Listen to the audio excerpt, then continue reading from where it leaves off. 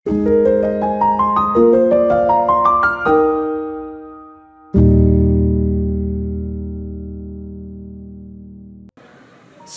Bapak Ibu, bagaimana kabar Anda hari ini?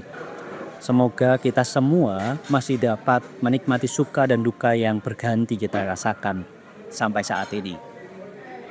Sadarkah kita bahwa sebagai umat beriman seringkali kita membagi kehidupan kita? Ada kehidupan rohani, ada kehidupan jasmani. Kalau kehidupan rohani itu artinya adalah kehidupan kita saat berada di lingkungan gereja dan berada di antara komunitas umat percaya. Mode kehidupan rohani ini baru akan menyala ketika misalnya kita melayani sebagai pemusik, asyir, penatua, atau menjadi bagian dari anggota panitia. Lalu kehidupan rohani ini juga akan menyala ketika kita misalnya hadir di dalam kebaktian setiap hari Minggu.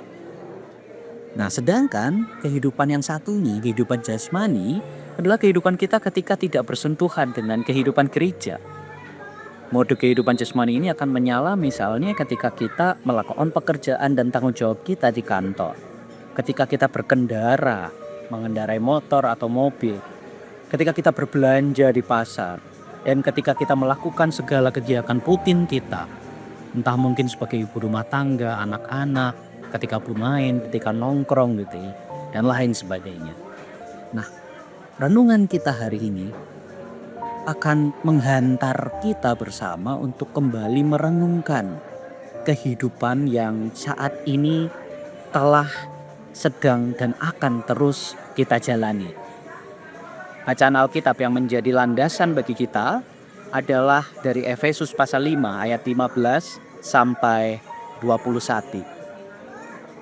Surat ini, surat Efesus, ditulis oleh Rasul Paulus bagi jemaat di kota Efesus untuk mengingatkan mereka bahwa sebagai umat percaya, kehidupan mereka itu tidak boleh sama seperti yang dahulu, seperti saat mereka belum percaya.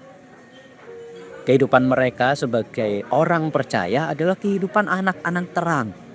Itulah yang ingin dikatakan Rasul Paulus jika nanti Anda bisa membaca dari ayat pertama. Kehidupan yang dimaksud oleh Rasul Paulus adalah kehidupan yang holistik, yang menyeluruh. Tidak hanya sebagian tapi seluruhnya, kehidupan seluruhnya. Artinya segala aspek di kehidupan mereka sebagai umat Tuhan itu perlu ditransformasi, perlu berubah. Sehingga terang yang mereka imani itu dapat benar-benar diwujudkan melalui dan di dalam diri mereka. Setiap saat dan di dalam segala hal. Bapak Ibu Saudara sekalian sebagai umat percaya di masa kini, agaknya pesan yang sama pun masih relevan bagi kehidupan kita. Ketika Paulus mengingatkan jemaat Efesus, perhatikanlah bagaimana kamu hidup, maka peringatan yang sama pula ditujukan kepada kita. Umat Tuhan yang saat ini telah mengaku percaya pada Allah Tritunggal, yang baru saja kita peringati bersama dan kita hayati bersama di Minggu Trinitas kemarin. Apakah kehidupan kita sudah mencerminkan laku Kristion? Apakah kita sudah berlaku seperti Kristus yang meletakkan kehendak Allah di atas segala sesuatu di dalam pikir, laku, dan kata kita, serta menyerahkan hidup kita secara penuh ke dalam kendali Roh Kudus Sang Terang Ilahi itu? Selamat merenungkannya.